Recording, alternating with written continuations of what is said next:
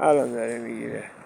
به به به به به به چقدر زیبا. چه باید نه دیگه مری بگیر بچه رو داری میگی به به به به لذتشو داره میبره ناصر. خیلی عالی. جمع با صفا. آقا آبو میبینی؟ رودخونه است. آره سالیان سال سر رودخونه جنگ ها شده انسان ها کشته شدن که اصلا سر همین یه ذره آب همین یه ذره آب قبلا زیاد بوده الان کم شده. وقتی آب میومد یه زمان تا اینجا آب میومد کم شده و در به این روز شده جوب.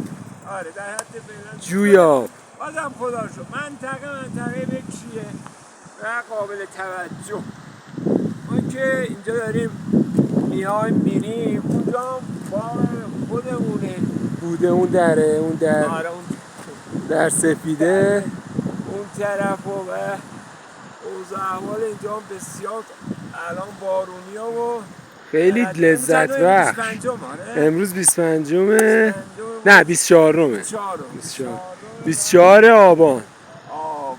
آره خدا رو شکر اومدیم و یه سر زدیم بعد مدت ها به باغ چیز و اینو تقدیم میکنیم آرزوهای عزیز دوست داشتنی که مدت ها سال هاست که از کشور به دوره و وقتی میبینه اینجا فکر میکنم خیلی حال میکنه دیگه. آقا فدایی داره تو هم میخوای صحبت کنی؟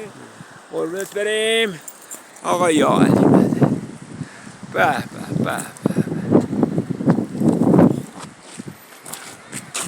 به لذتش رو میبریم به اندازه کافی.